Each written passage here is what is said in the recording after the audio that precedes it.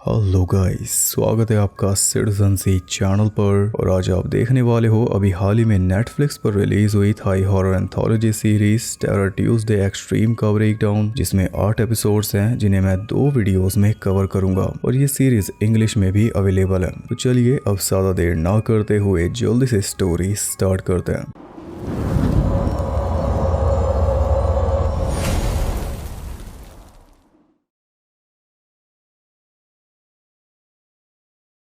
First episode का नाम है आवर लिटिल सिस्टर। एपिसोड की शुरुआत होती है एक कार एक्सीडेंट से। कार चला रही थी आई और पीछे बैठी थी उसकी मॉम और छोटी बहन एल। क्रैश में तीनों ही बुरी तरह इंजर्ड हो चुकी हैं। मॉम को तो ठीक से होश भी नहीं आ रहा और एल जो है वो किसी तरह कार से बाहर निकल चुकी थी। तभी आई ने आवाज देकर उसे रोका तो रुकते ही एक ट्रक उसे कुचलकर निकल गया। इस हादसे में एल की मौत हो गई थी। तब से आज तक आई उस हादसे से उभर नहीं पाई। ये PTSD से गुजर रही है। इसे डेली नाइटमेयर्स आते हैं और कई बार तो पता ही नहीं चलता कि क्या सच है और क्या वहम। हेलुसिनेशन भी होते रहते हैं, जिस वजह से ना तो ये काम पर जा सकती है ना ही किसी नॉर्मल पर्सन की तरह लाइफ जी सकती है। पहले इसे अच्छी तरह हील होना पड़ेगा, जिसके लिए इसकी थेरेपी भी चल रही है और साथ में दवाइयां भी। लेकिन अकेलेपन का क्या करे, उसका इलाज इसे नहीं मिल रहा तो ये और ज्यादा डूबती जा रही है। पर इससे भी बुरा हाल है इसकी माँ का। ये तो फिर भी खुद को समझा लेती है, लेकिन इसकी माँ तो रियलिटी एक्सेप्ट करने को तैयार ही नहीं। उसे लगता है कि एल मरी ही नहीं, आज भी इनके साथ है। खाना बनाएगी तो एल के लिए भी बनाएगी और खाने बैठेगी तो उसके लिए भी रखेगी। फिर जब रियलिटी हिट होती है तो आंसू नहीं रुकते।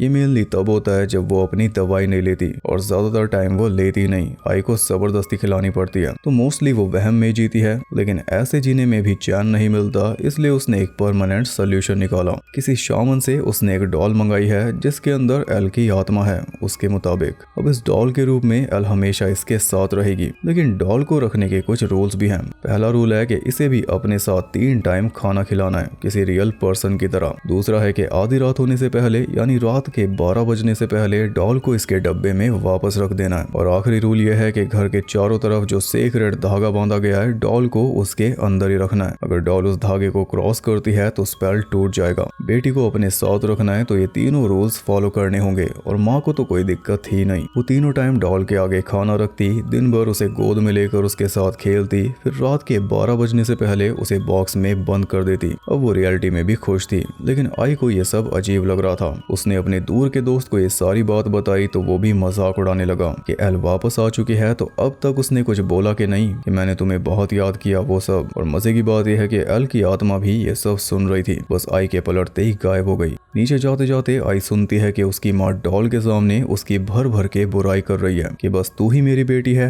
आई तो मुझसे लड़ती रहती है कि दवाई खा लो, ये ना करो वो ना करो, बस तू मुझे छोड़ के मत जाना। असल में कार क्रैश का सारा दोष आई अपने ऊपर लेती है। उस दिन इसने जिद करके अपनी माँ से कार मांगी थी कि आज मैं ड्राइव करूंगी और उस जिद की वजह से ही आज इनकी लाइफ कुछ ऐसी बन चुकी है। तो आई के अंदर पहले से इस बात का गिल्ट है और इसे ये भी लगता है कि इसकी माँ भी इससे नफरत करती है। आज तो सुन भी लिया। वो नीचे जाकर देखती है कि डॉल के आगे स्नैक्स रखे हुए थे और सामने टीवी ऑन कर रखा था जिसमें कुछ आ नहीं रहा था, पर डॉल देख रही थी। आई ने रिमोट उठा के टीवी बंद कर दिया। तभी डॉल ने सर घुमाकर उसकी तरफ देखा और हंसने लगी। तभी माँ ने आकर टोक दिया कि तूने टीवी क्यों बंद किया, एल देख रही है ना। आई देखती है कि एल का सर तो उसी साइड है, इसका वहम होगा। माँ ने टीवी फिर से ऑन कर दिया और खुद भी डॉल के साथ बैठकर देखने लगी, जबकि कुछ चल ही नहीं रहा था उसमें। तो माँ के लिए रियलिटी बेहतर हो चुकी है, लेकिन आई के लिए पहले से भी ज्यादा खराब। वो अपने दोस्त को बताती है कि मेरी माँ को पता नहीं क्या हो गया है, अब काले जादू का सहारा ले रही है खुश होने के लिए। तो उसका दोस्त कहता है कि लेने देना, अगर इससे उन्हें खुशी मिल रही है तो क्या दिक्कत है। तेरी मॉम ने तो रास्ता निकाल लिया खुश रहने का,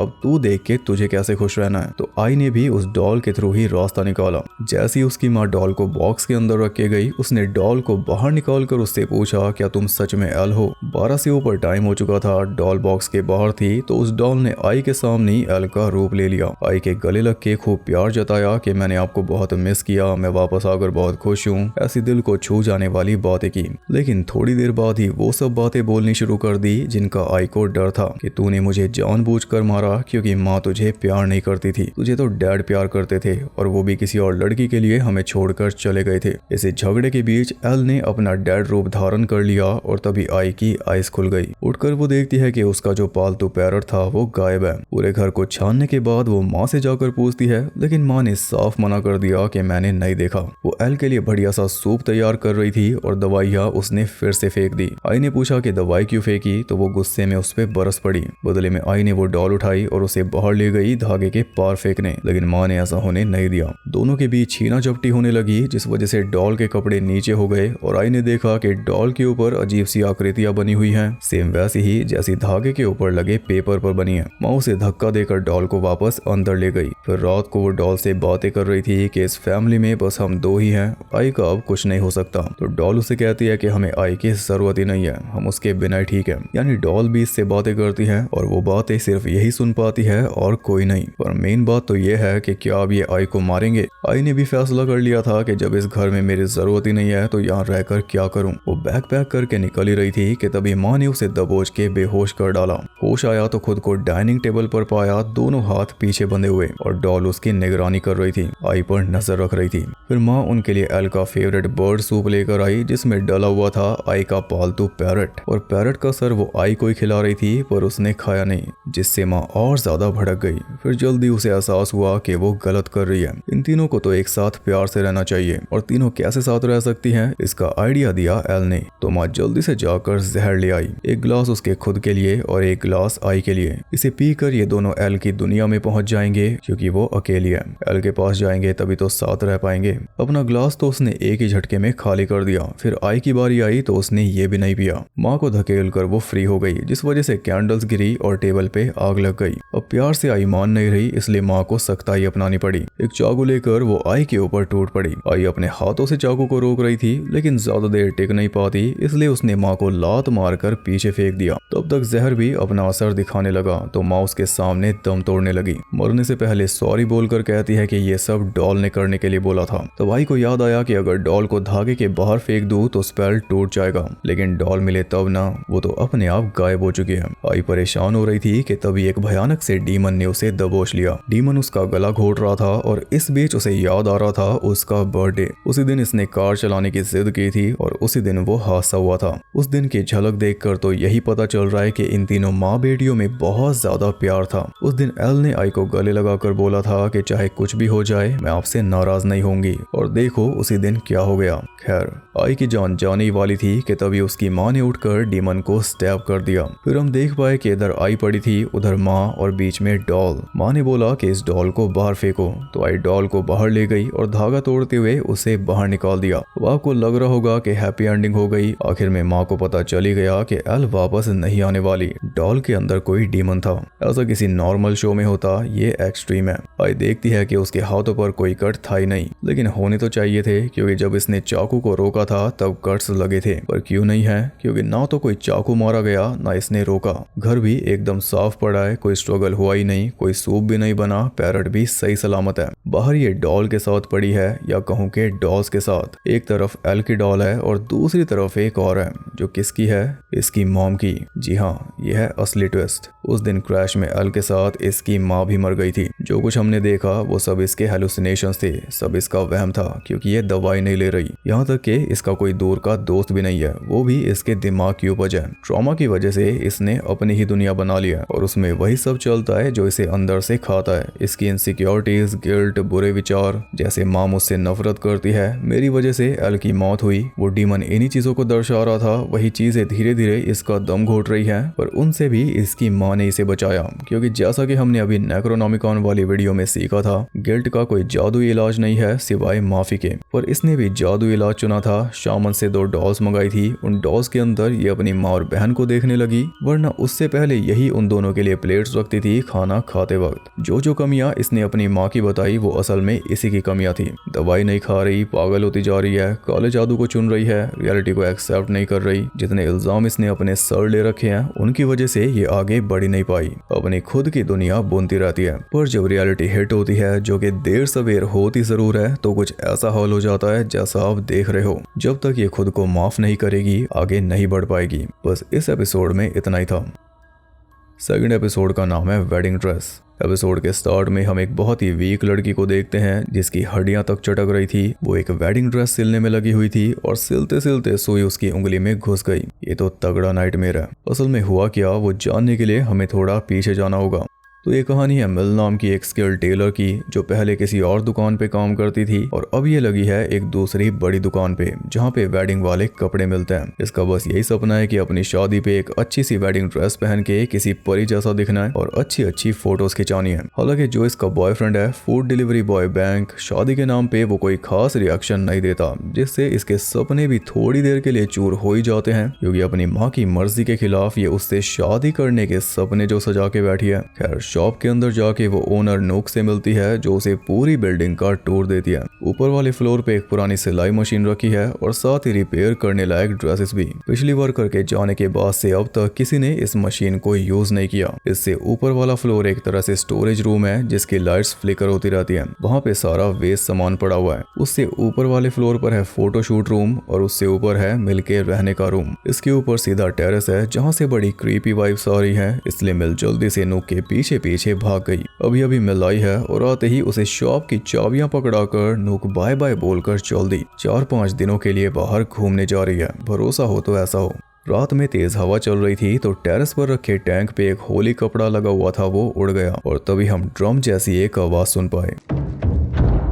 नीचे मिल अपनी माँ से बात कर रही थी और माँ बोल रही थी कि अगर बैंक तगड़ा दहेज देगा तभी शादी करूंगी या तो फिर तो कोई अमीर लड़का ढूंढ। उसकी बातों से पता चल रहा है कि उसे अपनी बेटी की कोई परवाह नहीं है, सिर्फ पैसों की परवाह है। उसने ये भी नहीं पूछा कि तू कैसी है, ठीक है कि नहीं, खाना खाया कि नहीं, बस कितना पैसा कब भेजेगी उससे मतलब है। खैर बात करते करते मिल नीचे जा रही थी तभी अचानक से एक लड़की उसके पीछे आ गई और जैसे ही वो मुड़ी तो गायब। अगली सुबह शॉप पर एक कस्टमर आई जिसने पूरी शॉप छान ली लेकिन एक भी ड्रेस उसे पसंद नहीं आ रही थी। तो मिल ऊपर वाले फ्लोर पर पहुंची कि शायद कोई अच्छी ड्रेस पड़ी हो, तभी एक ड्रेस अपने आप उसके सामने आ गई जो बाकी सभी ड्रेसेस से एकदम अलग थी। उस पे तो मिल का भी दिल आ गया। उसे नीचे लेकर गई तो कस्टमर को भी पसंद आ गई लेकिन फिट नहीं हो रही थी, थोड़ी टाइट थी। कस्टमर कहती है कि 1 हफ्ते में मेरी शादी है, तब तक इसे रीसाइज कर देना। तो मिल कहती है कि इसमें टाइम लगेगा और तू अपना वजन क्यों नहीं कम कर लेती, ड्रेस तो जैसी है वैसी ठीक है। मिल को खुद नहीं पता चला कि उसने क्या बोल दिया लेकिन कस्टमर ने पूरा हंगामा कर दिया।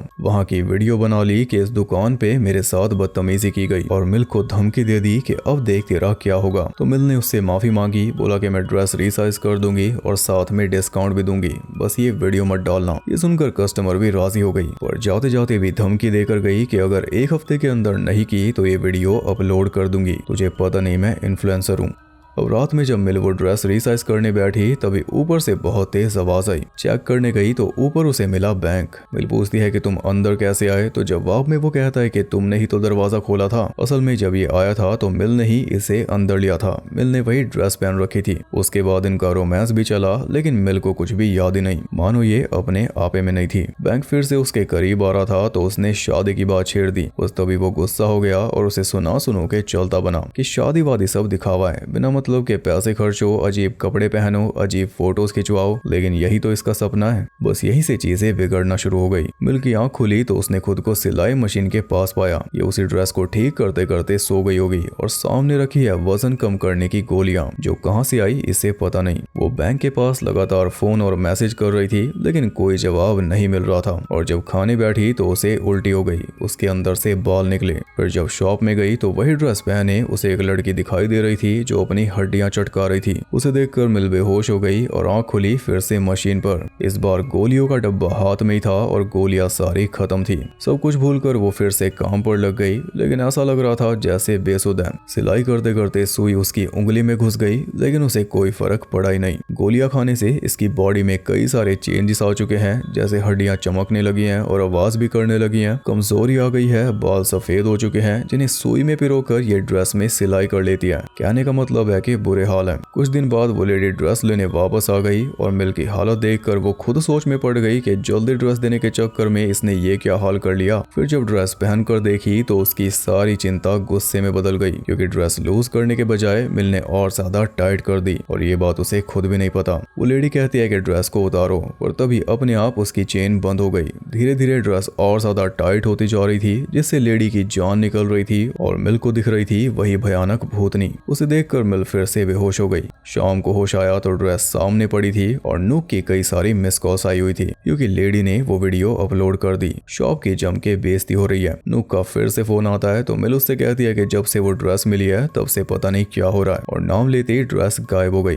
नूक पूछती है कौन सी ड्रेस, तो मिल कहती है कि पीच नाम की लड़की की ड्रेस, और ये नाम सुनते ही नूक भी घबरा गई। वो बोली कि जल्दी से शॉप के बाहर निकलो और बाहर ही मेरा वेट करना, मैं बस आ गई। लेकिन मिल से थोड़ी चूक हो गई। सीधा बाहर निकलने के बजाय वो कुछ सामान लेने ऊपर चली गई, और बस यही तो नहीं करना था। ऊपर से भूतनी ने मिल को दिखाई बैंक की डेड बॉडी। उस दिन जब वो लड़के गया था तब मिल ने उसे रोक कर कैंची से स्टैब कर करके मार डाला था, या फिर कहूँ कि मिल के अंदर वाली भूतनी ने। वो भूतनी मिल को पोसेस कर लेती है। इसी वजह से मिल को कुछ पता नहीं चलता कि कब वो जागी, कब सोई, कब उसने क्या किया। उसे कुछ भी याद नहीं रहता क्योंकि उसकी बॉडी पे भूतनी का कब्जा रहता है, और वो भूतनी है पीच। ये राज तब खुला जब नूक वहाँ पे पहुंची। पीच इसकी फ्रेंड थी और मिल से पहले वो ही यहाँ पे काम करती थी, बल्कि उसी की वजह से ये शॉप चली थी क्योंकि उसके हाथों में जादू था। वो ऐसी ऐसी ड्रेस तैयार करती थी जो कहीं भी नहीं मिलती थी, और उसका भी सेम वही सपना था जो मिल का है। बस दुख उसे इस बात का था कि जो मैं ड्रेसेस बनाती हूँ उन्हें खुद नहीं पहन सकती, उसे कैसे भी करके पतला होना था। एक दिन नूक ने उसे बताया कि जो लड़कियां यहाँ पर आती हैं ये भी सर्जरी करा के पतली होती हैं। बस तभी उसने डिसाइड कर लिया था कि मैं भी सर्जरी करा के अपने सपने को सच करूंगी। जल्दी सर्जरी करा के वो पतली हो गई, लेकिन सेटिस्फाई फिर भी नहीं हुई और स्लिम होने के लिए गोलियां खाती रही, जिनसे बॉडी पे साइड इफेक्ट्स आ गए। हड्डियां कमजोर हो गई, बाल सफेद हो गए, एनर्जी खत्म हो गई और बहुत ज्यादा गुस्सा आने लगा। पर जो ड्रेस अपने लिए बनाई थी वो एकदम फिट आ रही थी, वही ड्रेस।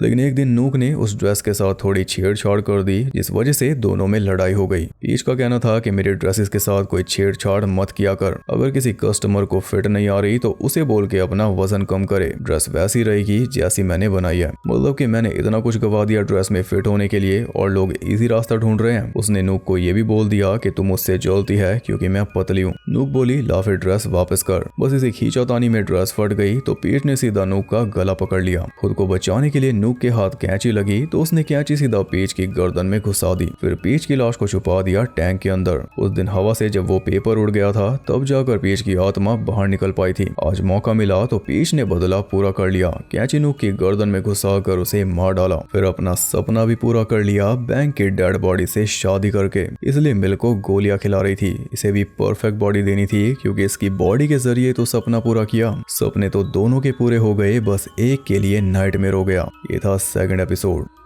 थर्ड एपिसोड का नाम है ode to my family. Episode के स्टार्ट में हम एक फैमिली को देखते हैं जो एक पुराने से दूर दराज घर में रहने आए हैं। फैमिली में है पुलिस ऑफिसर डैड, मॉम, बेटी लिंडा और बेटा विन। डैड जो है वो पहले से मीडिया में छाया हुआ था अपने रिश्वत वाले केस के चलते, और जो रिश्वत का पैसा था वो इसने घर में लाकर छुपा रखा था। तो विन ने सीक्रेटली पुलिस को इन्फॉर्म करके इसका भांडा फोड़ दिया। इसलिए इन्हें शहर से दूर इस घर में आना पड़ा है ताकि मामला ठंडा होने तक ये मीडिया की नजर से बच पाए। अब सवाल यह है कि विन ने ऐसा क्यों किया, अपने डैड को फंसाकर पूरी फैमिली को परेशान क्यों किया, क्योंकि ये इसका असली डैड नहीं है। ये फैमिली बहुत ज्यादा प्रॉब्लमेटिक है। हस्बैंड वाइफ दोनों के शुरू से ही अफेयर चल रहे थे, तो विन उसी अफेयर का नतीजा है। इसलिए डैड ने इसे कभी अपना बेटा माना ही नहीं। मॉम एयर होस्टेस का काम करती थी तो एक पायलट के साथ इसका अफेयर चालू हो गया। विन उसी पायलट का बेटा है और मॉम चाहती है कि ये भी एक पायलट बने। मॉम डैड की आपस में बनती नहीं, इसलिए बेटी भी इनके बीच नहीं रहना चाहती। इसे अब रॉड जाकर सेटल होना था, लेकिन फिलहाल तो नहीं जा सकती। और जहां तक विन का सवाल है, ये शुरू से ही बहुत ज्यादा अकेला फील करता है। इसे चाहिए था कि पूरी फैमिली एक साथ मिलजुल कर रहे, तो बस वही अब हो चुका है। सब अपने अपने रूम में जाकर सो गए, लेकिन 12 बजते ही विन की आंख खुल गई। सोने के लिए उसके पास बस एक नकली सा बेड था, इसलिए उसे नींद ही नहीं आ रही थी। कंबल वगैरह कुछ तो चाहिए था। उसके रूम के सामने एक और रूम था जिसपे ताला लगा हुआ था और दरवाजे पर एक सील भी थी। चाबियां लाकर उसने ताले को खोलने की कोशिश की, लेकिन वो खुला नहीं। थक हार कर वो दरवाजे को हिलाने लगा तो दरवाजे पर लगी सील फट गई। फटा तो और कुछ भी, क्योंकि अब दरवाजा कोई अंदर से हिला रहा था। एक आत्मा विन के एकदम पास आकर खड़ी हो गई तो वो आंखें बंद करके वहीं पे फ्रीज हो गया। तभी लिंडा नीचे से आई और वो देखती है कि उसके रूम का दरवाजा किसी ने लॉक कर दिया। सामने विन खड़ा था और चाबियां भी उसी के हाथ में थी, तो उसने सोचा कि विन ने किया। वो जैसी विन के पास पहुंची, विन के हाथ से चाबियां गिर गई। फिर चाबियां लेकर वो वापस रूम तक गई तो देखा कि दरवाजा तो खुला हुआ था और उस सील वाले रूम के अंदर कोई तो है, ये भी हम देख पाए। 3 लोगों के पैर तो दिखाई दे रहे हैं। अगले दिन भी हम देख पाए कि माँ बाप की आपस में बिल्कुल नहीं बनती। माँ ने खाना नहीं बनाया इसलिए डैड बाहर से ले आया। फिर जब खाने बैठे तो लिंडा अपनी प्लेट रूम में ले जाने लगी तो माँ ने बोला कि खाना है तो यहीं बैठकर खा वरना रहने दे, तो उसने रहने दिया। ऊपर जाकर बहुत तेज दरवाजा बंद कर दिया। बस फिर क्या था, मॉम ने बोला आज तो इसे देख ही लूं, पर जब देखने गई तो देखती रह गई क्योंकि लिंडा तो ऊपर गई ही नहीं। फिर दरवाजा किसने बंद किया, वो उस रूम का ताला खोलने में लग गए और जब नहीं खुला तो मॉम ने ताला ही तोड़ दिया। अंदर जाकर देखा तो रूम एकदम खाली था, विंडोज को अखबार से कवर किया हुआ था। कुछ देर बाद दोनों भाई बहन बैठकर नूडल्स खाने लगे तो एक आधा नूडल नीचे गिर गया। इससे पहले कि विन उसे उठाता किसी ने वो नूडल्स साफ ही कर दिए। दोनों भाई बहन हैरान थे और कोई तो है वहाँ पे, इतना तो हमने देख लिया। बहुत कुछ उल्टा सीधा हो रहा है। इसे देखते हुए विन ने टेप से उस सील को फिक्स करने की कोशिश की और जब अगली सुबह उठा तो सील वैसी मिली। कुछ बदला था तो वो थी उसकी मॉम। इतनी खुश कभी दिखी नहीं। उसने खुद नूडल्स बनाकर बच्चों को खिलाए, जबकि आज से पहले उसने कभी नाश्ता नहीं बनाया था। खा भी ऐसे रही थी जैसे जन्मों की भूखी हो। खाते खाते नूडल्स नीचे गिर गए तो उन्हें भी उठाकर खा गई और बच्चे तो ये बदला हुआ बर्ताव देखकर परेशान थे ही। लिंडा का फोन लेकर इंटरनेट पर उस सील के बारे में सर्च करता है तो पता चलता है कि उसका यूज किया जाता है आत्माओं को किसी रूम के अंदर ट्रैप करने के लिए। इससे रिलेटेड एक केस भी दे रखा था जिसमें 4 लोगों की फैमिली को मारकर ऐसे ट्रैप किया गया था। किसी ने उस फैमिली की सुकियाकी में जहर मिला दिया था। सुकियाकी एक डिश है और इस केस में जिस दरवाजे की फोटो दिखा रखी थी वो इस घर वाले दरवाजे से काफी मिलता जुलता है।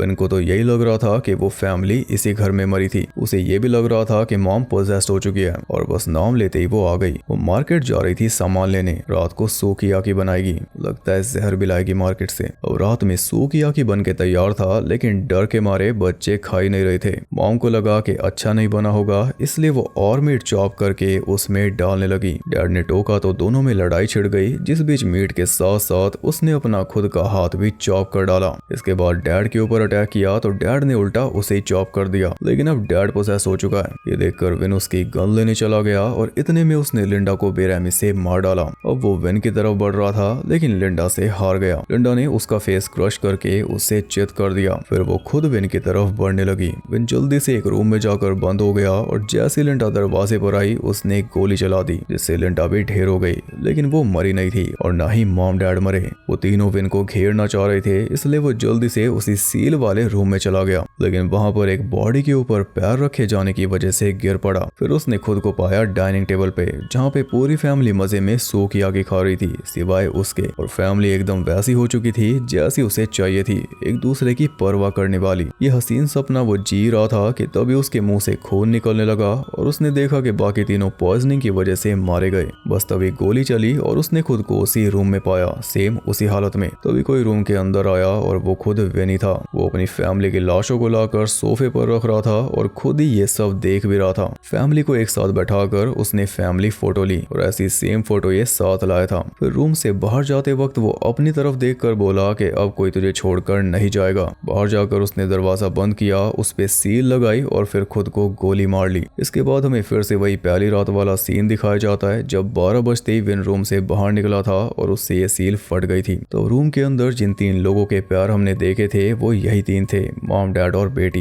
ये था 3rd एपिसोड। एंडिंग बहुत ही ज्यादा वियर्ड और कंफ्यूजिंग है, कुछ समझ में नहीं आया। अगर सिंपल तरीके से देखे तो ऐसा ही लग रहा है कि विन ने अपनी फैमिली को खुद मारकर रूम के अंदर कैद कर दिया। लेकिन इससे हुआ क्या, खुद तो वो रूम के बाहर जाके मरा ना, यानी वो खुद कैद नहीं हुआ। फिर जो खून से लथपथ विन उसे देख रहा था वो कौन था, और जिस बॉडी पर पैर लगने से वो गिर गया था वो किसकी बॉडी थी। ऐसे कई सारे सवाल बचे हुए हैं और सबके जवाब तो नहीं मिल सकते। ये हमारा दिमाग घुमाने के लिए किया गया है। जो ड्रीम सीक्वेंस हमने देखा वो भी बस इसीलिए था कि हम कंफ्यूज हो जाएं। उसे देखकर लगा कि शायद जो अभी तक खून खराबा हुआ वो सब सपना था और ये सच है, जबकि असल में खून खराबा सच था और सपना था वो डाइनिंग टेबल वाला सीन। ये कंफर्म तब हुआ जब विन वापस होश में आया उसी रूम में, और बॉडीज की हालत देखकर भी पता चला। मॉम का हाथ कटा हुआ था, डैड का फेस क्रश था जो कि फोटो में भी कैप्चर हुआ। इतना क्लियर है कि खून खराबा तो हुआ। अब अगला सवाल है कि विन अपने आप को कैसे देख पा रहा था, तो जवाब है क्योंकि वो विन की आत्मा थी। आत्माएं हमने उसी रूप में देखी जिस हाल में मरी थी, तो उस टाइम विन की भी वही हालत थी जो मरते टाइम हुई थी, मुंह से खून निकल रहा था। लेकिन जब वो आत्मा रूम के अंदर सब कुछ देख रही थी तब तक तो विन मरा ही नहीं था ना, फिर आत्मा कैसे बाहर आ गई? यही पूरे एपिसोड एपिसोड का मेन पॉइंट है। इसमें यह दिखाया गया है कि आत्मा टाइमलेस है, पास्ट प्रेजेंट फ्यूचर से परे है। तभी विन की आत्मा पहले से उसे देख पा रही थी और जो पहली आत्मा हमने देखी थी जो विन के पास आकर खड़ी हुई थी वो उसकी माँ ही थी। फिर जिस आत्मा ने नूडल साफ किया था वो लिंडा थी और डैड की आत्मा भी हमें पहले एक सीन में दिखा दी गई थी। इवन ये सारी आत्माएं हमें बार बार दिखाई जा रही थी, बस हमने ध्यान नहीं दिया। अगर आप बारीकी से सीन्स के कोनों में चेक करोगे तो कोई ना कोई आत्मा आपको दिख जाएगी। तो कुल मिला के ये एक बड़ा ही कंफ्यूजिंग सा कॉन्सेप्ट है। लूप होल इसमें अब भी कई सारे हैं, पूरी तार ये जुड़ेगी नहीं, क्योंकि जब पास्ट प्रेजेंट फ्यूचर ही खत्म हो गया तो ये टाइम ट्रेवल से भी ज्यादा पेचीदा कॉन्सेप्ट हो गया। कहते हैं ना, टाइम ट्रेवलर मूव्स अ चेयर, उससे पूरी टाइमलाइन बिगड़ जाती है। तो ये उससे भी कई ज्यादा ट्विस्टेड है। उन्हीं लोगों की इविल आत्माएं उन्हें पोजेस कर रही हैं एक दूसरे को मारने के लिए, क्योंकि उन्हें पता है कि मरना तो है ही। इसमें आप अलग अलग पॉसिबिलिटीज भी ऐड कर सकते हो। क्या पता विन ने उन तीनों को जहर देकर ही मारा हो, लेकिन उससे विन बच गया था। तो उन तीनों की आत्माओं ने इस बार पहले अपना काम चालू कर दिया। पहले माँ को पोजेस कर लिया ताकि मौत अलग तरीके से हो, और इस तरीके से हो कि इस बार विन की आत्मा भी उनके साथ रूम के अंदर ट्रैप हो जाए, जो कि हो भी गई थी। शायद इसलिए विन ने आत्मा को बोला था कि अब तुझे कोई छोड़कर नहीं जाएगा, क्योंकि विन की बॉडी के अंदर शायद किसी और फैमिली मेंबर की आत्मा थी जिसने विन को पोजेस कर रखा था। हालांकि आप कितना भी दिमाग लड़ा लो, कितना ही सोच लो, प्लॉट होल्स फिर भी रहेंगे। सबसे बड़ा तो वो सील ही है, वो तो पहले से लगी हुई थी ना। क्या वो सील भी टाइमलेस है, या उसी की वजह से सब टाइमलेस बना? जितना सोचोगे उतना कम है। अगर आप ये मिस्ट्री सॉल्व कर सकते हो तो कमेंट्स जरूर करना। 4th एपिसोड का नाम है दी वाओ। एपिसोड के स्टार्ट में हम एक आदमी को देखते हैं जो स्विमिंग पूल के अंदर ऐसे पड़ा था जैसे डूब रहा हो। एक लड़की उसे बचाने के लिए पानी में कूद गई, जबकि उसे स्विमिंग आती नहीं थी, तो उल्टा लड़के ने उसे बचाया। कुछ इस तरह नेट और डाव पहली बार मिले थे। उस बात को 8 साल बीत चुके हैं। अब इन्होंने एक विला तैयार किया है जिसे ये बिजनेस के तौर पे रन करेंगे। उस विला का पूरा प्रोजेक्ट नेट ने बनाया, क्योंकि ये आर्किटेक्ट है। तो अब बस यहीं पे एक साथ रह के एकदम पीसफुल लाइफ गुजारनी है। डाव का तो यही प्लान है, लेकिन नेट ने कुछ और ही सोच रखा है जो ये डाव को बता नहीं पा रहा। इसे स्वीडन से एक जॉब ऑफर मिला है और कहीं बाहर जाकर सेटल होना ही इसका सपना था। अब ये दुविधा में है कि डाव को बताए तो कैसे बताए, क्योंकि ऑफर को ये रिजेक्ट नहीं करना चाहता, लेकिन अगर एक्सेप्ट करेगा तो फिर इस विला वाले प्लान का क्या होगा? इसमें भी तो पैसा लगा है डाव के डैड का। डाव का तो सब कुछ दाव पे लगा है। बस इसी उलझन में नेट फंसा हुआ है, डाव का सपना चुने या फिर अपना। फिलहाल ये दोनों पास की ही एक श्राइन में पहुंचे हैं जहाँ पर पूजा की जाती है ब्लैक हिल गॉडेस की। दोनों यहाँ पर आते रहते हैं क्योंकि डाव को ऐसा लगता है कि गॉडेस के आगे की गई प्रेयर्स की वजह से ही उसे नेट मिला,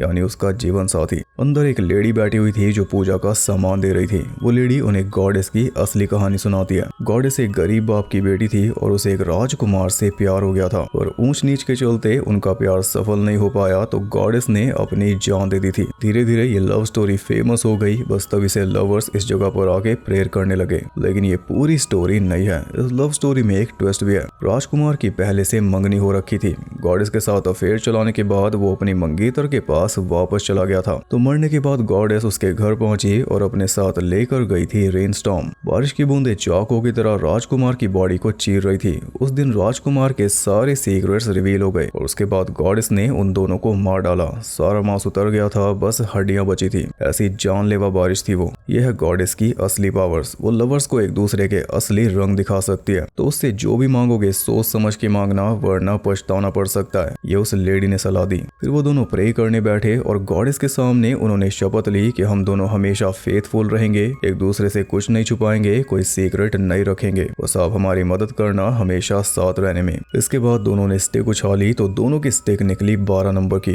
अब उन्हें 12 नंबर वाला पेज उठा के पढ़ना था, क्योंकि वही उनके रिश्ते के लिए मैसेज होगा। लेकिन वो पेज पूरी तरह भीगा हुआ था, तो नेट बोला कि इसमें तो कुछ समझ ही नहीं आ रहा। पेज को वापस रख के वो चले गए, जबकि समझ में आ रहा था। उसमें लिखा हुआ था कि अगर प्रॉब्लम्स को छुपाओगे तो रिश्ता हमेशा तनाव में रहेगा, शब्दों को रोकोगे तो रिश्ता खत्म करोगे। तो दोनों वापस विला पर पहुंचे। डाव के डैड से फोन पे बात की तो डैड ने एक नया प्रोजेक्ट नेट को दे दिया, लेकिन वो खुश नहीं लग रहा था। हिम्मत करके उसने डाव को बताना चाहा, पर उससे पहले डाव ने बोल दिया कि अब तो बस हमेशा साथ रहकर ये रिजॉर्ट ही चलाना है। बूढ़े होने तक। बस ये सुनकर वो फिर से चुप हो गया। फिर शाम को जब अकेला बाहर लेटा हुआ था तो बीच पर काले कपड़ों में उसे एक लेडी दिखाई दी जो उसे ही देख रही थी। वो इग्नोर करके चला गया, लेकिन जब रात में उसने दोबारा बाहर देखा तो उसके होश उड़ गए क्योंकि वो लेडी अब भी वहीं पर खड़ी थी। दरवाजा लॉक करके वो जल्दी से ऊपर जाने लगा तो उसने पाया कि लेडी तो और पास आ चुकी है। कुछ देर बाद देखता है कि वो तो गायब हो गई, लेकिन ये कोई राहत वाली बात नहीं थी क्योंकि अब वो आ चुकी थी अंदर। वो थी ब्लैक हिल गॉडेस।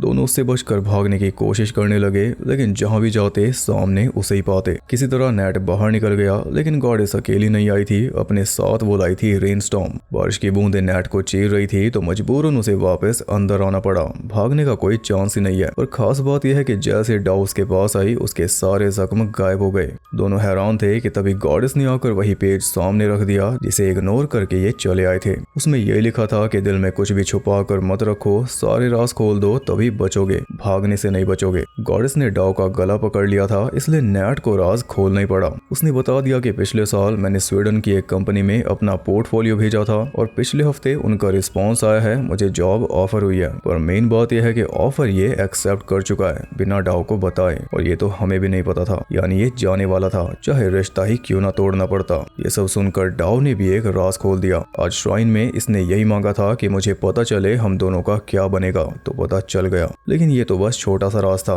असली राज तो गॉडेस ने खुलवाया। उसने डाउ से पूछा कि 2 साल पहले तूने अपने मैरिड दोस्तों से क्या बोला था वो बता। इसने बोला था कि मैं तुम दोनों से इसलिए नहीं मिलती क्योंकि तुम्हें देखकर मुझे जलन होती है। नेट और मैं तुम दोनों की तरह क्यों नहीं है। अब हम ज्यादा बातें भी नहीं करते, इसलिए मेरे दिल में उसे लेकर जो फीलिंग्स थी वो खत्म होती जा रही है। तो क्या शादी के बाद सब ठीक हो जाता है? अगर हम दोनों भी शादी कर ले तो क्या हम भी तुम्हारे जैसे हो जाएंगे? क्या हमारा प्यार बढ़ जाएगा? नेट को खोने से अच्छा तो यही है कि मैं उससे शादी कर लूं। बस तभी से ये सेटल होने का प्लान बनाने लगी थी ताकि नेट हमेशा इसके साथ रहे। इस सपने को साकार होने में 2 साल लगे, लेकिन जैसा सोचो वैसा होता ही तो नहीं। धरा रह गया सारा प्लान। नेट तो बाहर निकलने के लिए तैयार है। ये सब सुनकर नेट को बुरा लग गया। तो डाउ कहती है कि अब तो मैंने सब कुछ बता दिया, अब तो हम पहले की तरह रह सकते हैं ना। लेकिन सब कुछ नहीं बताया। इस सपना साकार करने के लिए और क्या किया था, अपने डैड के आगे नेट की सिफारिश की थी। इसने खुद बोलकर ये विला वाला प्रोजेक्ट नेट को दिलाया था और नेट को लगता था कि उसकी काबिलियत की वजह से मिला।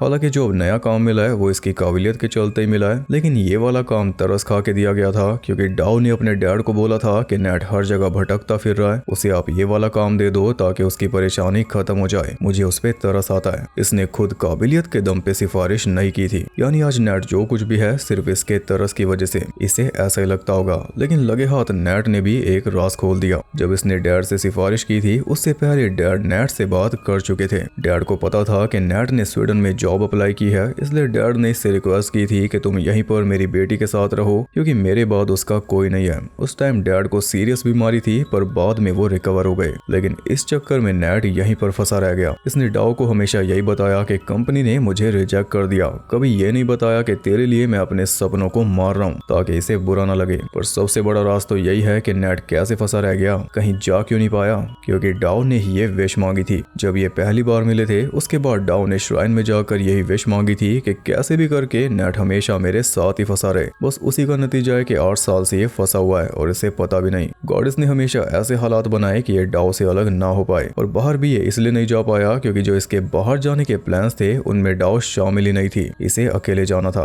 अगर ये डाउ को भी साथ ले जाने का सोचता तो बड़े आराम से चला जाता, लेकिन फिलहाल तो ये ठगा हुआ फील कर रहा है। 8 साल वापस तो नहीं आने वाले ना। गुस्से में वो डाउ को लेकर पूल में कूद गया जहाँ से इनके रिश्ते की शुरुआत हुई थी। इसे बचाने के लिए डाउ पूल में कूदी थी और आज ये उसे डुबाकर मारना चाह रहा है। लेकिन एक राज ये भी तो है कि उस दिन ये पूल में डूबने का नाटक क्यों कर रहा था, क्योंकि इसकी गर्लफ्रेंड इसे छोड़कर चली गई थी। फिर जिस रिजॉर्ट के पूल के अंदर ये डूबने की फीलिंग ले रहा था उसी रिजॉर्ट की मालकिन इसे बचाने कूद गई। डाउ का ही रिजॉर्ट था वो, और डाउ की बातों से ये समझ गया था कि वो भी अकेली है। अब इसे एहसास हो रहा है कि अकेलेपन की वजह से इनके बीच एक बॉन्ड बना था और उसी बॉन्ड ने दोनों के अकेलेपन का इलाज किया था। फिर अब क्यों ये सब हो रहा है? अब वो बॉन्ड नहीं रहा क्या? दोनों पहले दिन की तरह पूल साइड पे बैठकर सोचने लगे और सोचते सोचते नेट सही ट्रैक पे आ गया। उसे रियलाइज हुआ कि वो सिर्फ अपने बारे में सोच रहा था और डाउन दोनों के बारे में। फिर यहाँ से उनके रिश्ते की नई शुरुआत हुई। अब कोई सीक्रेट नहीं रखा जाएगा, सारी प्रॉब्लम शेयर होंगी और आपस में बातचीत करके हल निकलेगा।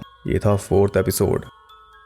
बाकी एपिसोड्स के मुकाबले इसकी एंडिंग थोड़ी सिंपल है। थोड़ी भारी करने के लिए ये दिखा सकते थे कि जब पहले दिन नेट और डाओ मिले थे, उस दिन जब नेट को पता चला था कि डाओ अमीर है और अकेला भी फील करती है, तो नेट ने यही सोचा था कि इस अमीर लड़की को फंसा लेता हूँ, पूरी लाइफ सेट हो जाएगी। लेकिन फिर 8 साल बाद उसी लाइफ से उसे प्रॉब्लम होने लगी, समझ रहे हो। तो उसे गिल्ट होता और वो सोचता कि भाई मैंने तो खुद ही ये सब प्लान किया था, अब ये सब हो चुका है तो मुझे ये मतलब हजम नहीं हो रहा। ऐसा कुछ अगर इसमें एंगल रखते तो जो पिछले एपिसोड्स हैं उनकी टोन के हिसाब से थोड़ी एंडिंग भारी हो जाती, बस इतना हो सकता था। क्योंकि ऐसे कई सारे रिश्ते होते हैं जो कभी पता ही नहीं चलता कि कैसे शुरू हुए थे, मतलब कि सामने वाले के मन में क्या था ये हमें कभी पता चल ही नहीं पाता। इवन के कई बार तो ऐसा होता है कि रिलेशन आगे बढ़ता है, शादी तक हो जाती है, लेकिन ये नहीं पता चलता कि इंटेंशन क्या थी, मतलब लड़की क्या चाहती थी या लड़का क्या चाहता था। जो पहली बार जो मुलाकात हुई, इसमें जो बात हुई या अप्रोच करने का रीजन क्या था, वो हमेशा दबा ही रहता है मन में, वो कभी खुल के सामने आता ही नहीं। इवन चाहे शादी भी हो जाए, चाहे बच्चे भी हो जाए, क्योंकि उससे सामने वाला अगर वो सुने तो क्या पता वो थोड़ा